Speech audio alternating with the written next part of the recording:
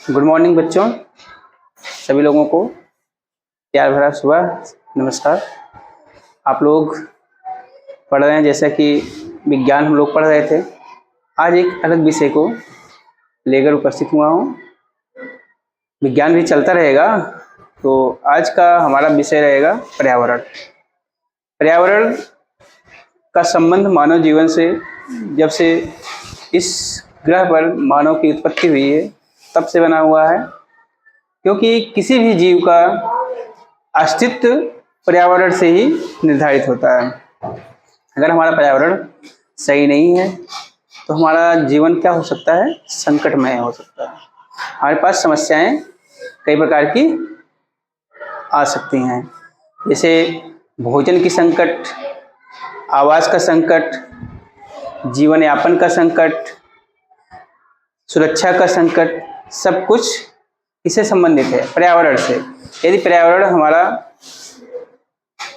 Damage होता है या हानि होता है पर्यावरण की, तो हमारा भी क्या होगा, हानि होगा। हमारे अस्तित्व का भी हानि होने की संभावना बढ़ जाएगी। तो हम लोग सबसे पहले देखते हैं कि पर्यावरण क्या है। पर्यावरण जैसे कि आप लोग अपने पास देखते हैं, कोई भी वस्तु देख रहे हैं, कोई भी जीव देख रहे हैं, कोई भी घटनाएं घट रही हैं, सब किससे संबंधित है, पर्यावरण से। पर्यावरण में देखते होंगे, जैसे आप अपने पास देख रहे होंगे, छत देख रहे हैं, पंखे देख रहे हैं, पेड़ पौधे देख रहे हैं, हवा चल रही है उसको महसूस कर रहे हो, पानी देख रहे हो, बारिश हो रही है, सब कुछ का संबंध इसी पर्यावरण से। ये सब मिलकर के क्या बनाते हैं, पर्यावरण बनाते हैं। अब इसमें देखते हैं, कुछ सजीव होते हैं और कुछ निर्जीव होते हैं। सजीव में आप जंतु और वनस्पतियों को देख सकते हो। जंतुओं में छोटे से लेकर के विशाल जंतु को देख सकते हो, जैसे सूक्ष्म जीव। सूक्ष्म जीव में जैसे आप देखते होंगे विषाणु, जीवाणु, ये सब सूक्ष्म जीव हैं। और विशाल काय जीव में जैसे व्हेल हो गई, ऊंट हो गए, ये सब। इसके पहले डायनासोर था, हाथी थे, हाथी है, ये सब क्या है, विशाल जीव। सबको देखते हो, ये सब मिलकर के क्या बनाते हैं, पर्यावरण। अब देखते हैं कि पर्यावरण क्या है। सबसे पहले आप लोग अपने कॉपी में लिख लीजिएगा, पर्यावरण। पर्यावरण देखो किससे मिलकर बना है। पर्यावरण दो शब्दों से मिलकर बना है, परिधन आवरण। परिधन आवरण, परि माने क्या होता है, परि माने चारों ओर, आवरण माने क्या होगा,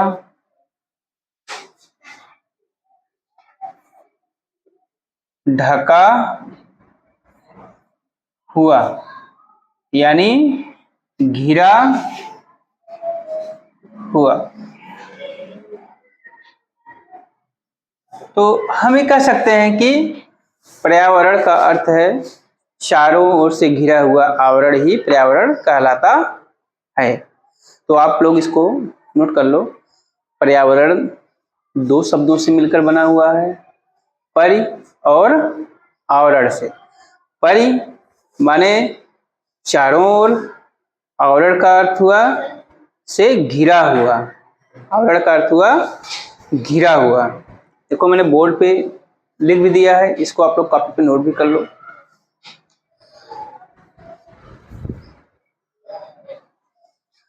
समझ गए। हमारे चारों ओर, अभी हमने बोला ना कि हमारे चारों ओर जो भी दिखाई देता है, जैसे हवा, मिट्टी, पानी, धूप, पेड़ पौधे, जीव जंतु और मनुष्य तथा अन्य वस्तुएं, ये सब क्या है, पर्यावरण के भाग हैं। क्या है ये सब, पर्यावरण के भाग है। अच्छा, ये सब हमारे जीवन को प्रभावित भी करते हैं। क्या करते हैं, हमारे जीवन को प्रभावित करते हैं। इसमें से किसी का बैलेंस अगर गड़बड़ हुआ तो हमारा जीवन भी उससे क्या होगा, प्रभावित होगा। जैसे थोड़ी देर के लिए हवा की बात कर रहे हैं, मान लीजिए हवा प्रदूषित हो गई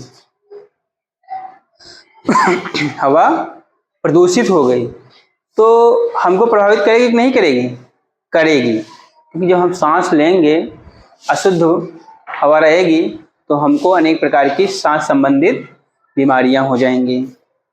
जल को ले लो, जल यदि प्रदूषित हो गया तो हमको जल संबंधित, जल से होने वाली बीमारियां हो जाएंगी, होती हैं। जैसे पेचिस हुआ, डायरिया हुआ, ये सब क्या है, जल से संबंधित बीमारियां हैं। स्किन रोग हो जाते हैं, इससे खुजली होने लगता है, दाद होने लगता है। ये सब किसकी वजह से, इसी जल से जुड़े हुए हैं। इतना हो गया।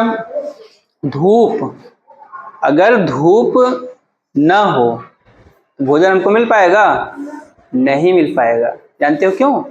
क्योंकि हम भोजन किससे प्राप्त करते हैं, पेड़ पौधों से। अभी हमने बोला ना कि इन सबसे हमारा संबंध है, तो पेड़ पौधों से हमारा संबंध है कि नहीं है? जब पेड़ पौधे भोजन बनाते हैं, उस भोजन को हम लोग क्या करते हैं, ग्रहण करते हैं ना, अप्रत्यक्ष रूप से। जैसे गेहूं हो गया, गेहूं के बीज से आप लोग आटा बनाते हो, दलिया बनाते हो, ये सब हो गए। चना हो गया, मटर हो गया, धान हो गया, इन सब का अनाज का हम प्रयोग करते हैं।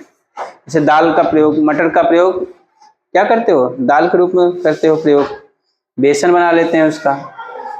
तो धूप है, यदि वही धूप ना हो, पेड़ पौधों में फोटोसिंथेसिस क्रिया नहीं हो पाएगी।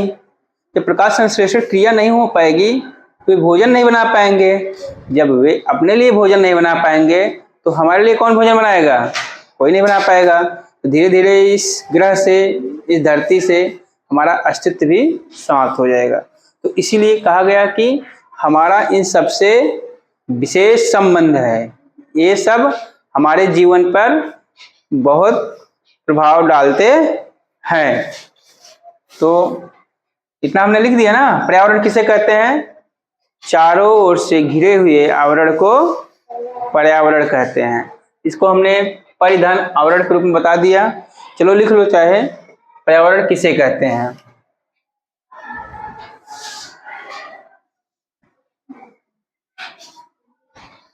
देखो, हमारे चारों ओर से घिरे हुए आवरण को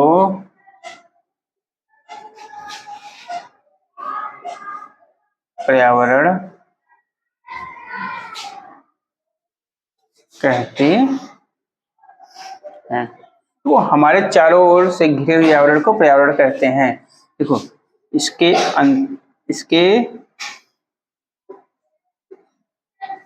अंतर्गत सजीव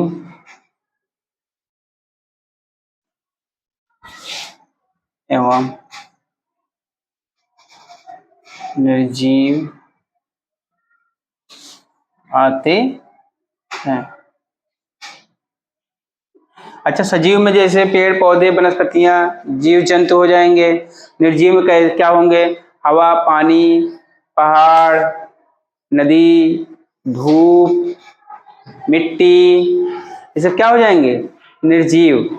तो हम ये भी कह सकते हैं कि पर्यावरण का निर्माण किससे किससे होता है, सजीवों और निर्जीवों से मिलकर होता है।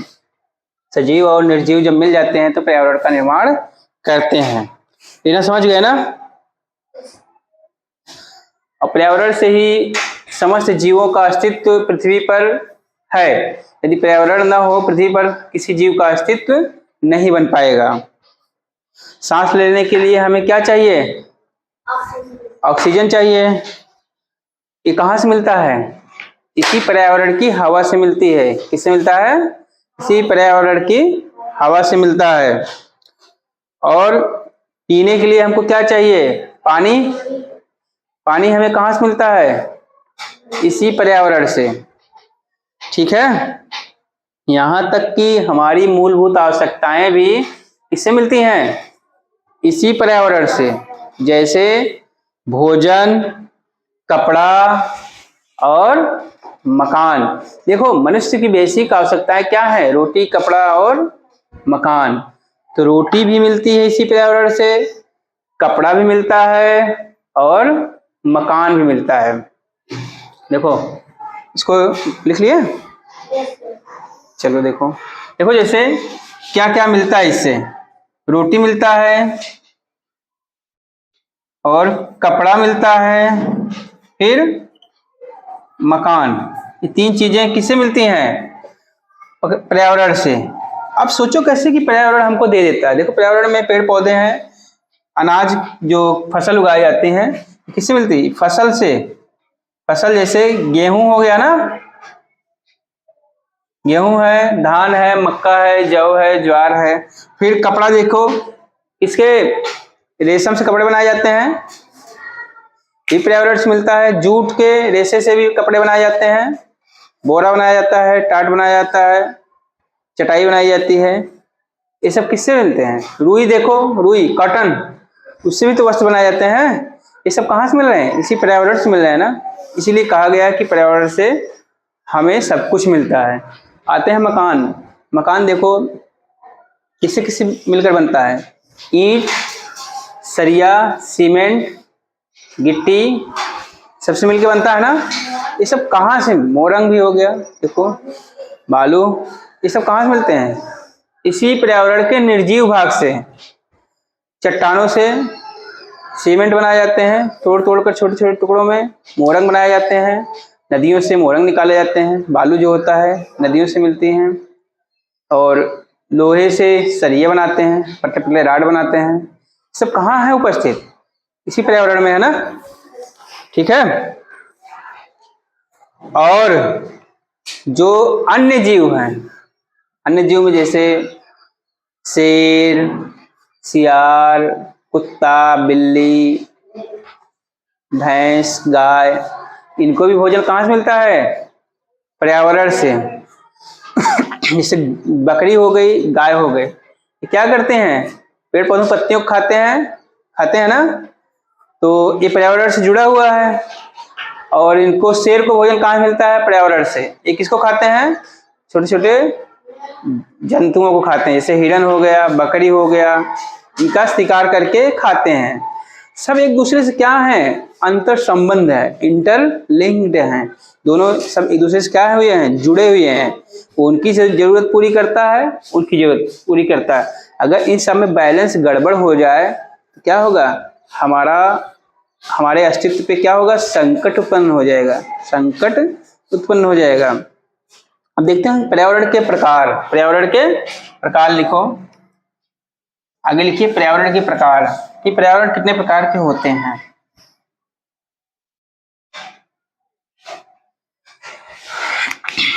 पर्यावरण के प्रकार। तो सबसे पहले हमने पर्यावरण पढ़ा, पर्यावरण किसे कहते हैं। अब जानते हैं कि पर्यावरण के कितने प्रकार के होते हैं।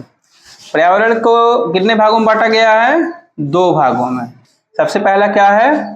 प्राकृतिक पर्यावरण। कौन सा पर्यावरण?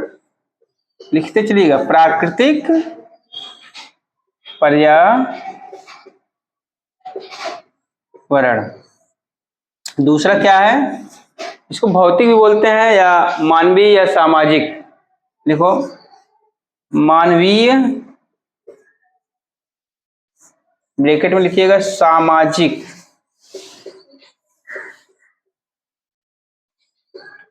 मानवीय सामाजिक पर्यावरण।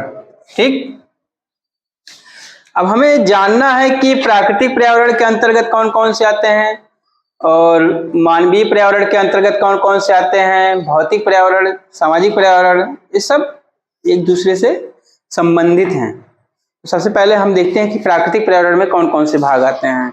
सबका हम विस्तार से अध्ययन करेंगे, पहले एक परिचय हो जा रहा है अच्छे से, उसके बाद हम लोग उसको विस्तार से अध्ययन करेंगे। तो सबसे पहले लिखो प्राकृतिक पर्यावरण। इसके अंतर्गत कौन कौन से आते हैं? लिखो प्राकृतिक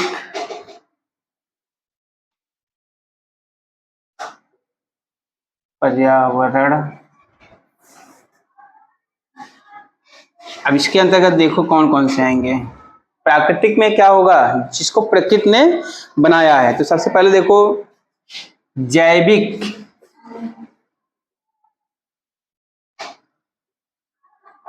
पर्यावरण।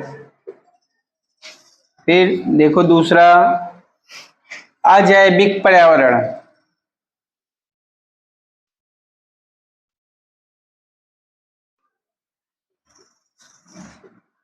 अजैविक पर्यावरण हो गया। अजैविक में देखो कौन कौन से आते हैं। जैविक तो मैंने बताया। अजैविक में देखो कौन कौन से आते हैं, जैसे यहां मैं लिख दे रहा हूं। अजैविक में लिखो जलमंडल,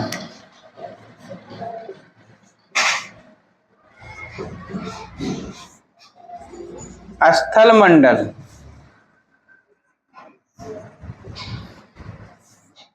फिर वायुमंडल, जलमंडल, वायुमंडल, ये हो गए अजैविक के। जैविक में आप जानते हैं पेड़ पौधे, जंतु और वनस्पतियां आती हैं। यहाँ को लिख दे रहा हूं। जैविक में देखो यहाँ लिख दे रहा हूं जंतु, फिर वनस्पतियां। लिख रहा कि नहीं? है दिख रहा जो लिख रहा हूं? ठीक है। जैविक में कौन कौन से रहेंगे? जंतु रहेंगे, वनस्पतियां रहेंगी। जंतुओं में आप कुछ भी लिख सकते हैं, भेड़, बकरी, गाय, बिल्ली, कुत्ता। और वनस्पतियों में पेड़ पौधे लिख सकते हैं, आम, नीम, महुआ। ठीक है। और फिर अजैविक में, अजैविक मतलब जिसमें जीवन नहीं होता है, जैसे जलमंडल हो गया, स्थल मंडल हो गया, वायुमंडल हो गया। अब जलमंडल में देखते हैं जल का बात होगा। फिर उसके बाद स्थल मंडल में स्थल पे जैसे कौन कौन से अजैविक हैं उसके बारे में बात होगी। इस तरह हम देखते हैं कि पर्यावरण के कितने भाग होते हैं। अब देखो सबसे पहले इसको नोट करो। हो गया? फटाफट नोट करो।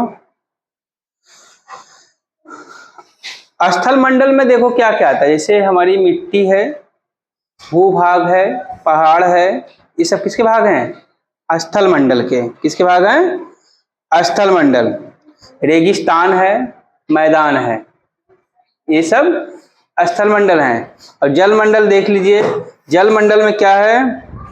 नदी, तालाब, सागर, झील, ये सब कौन से मंडल के भाग हैं?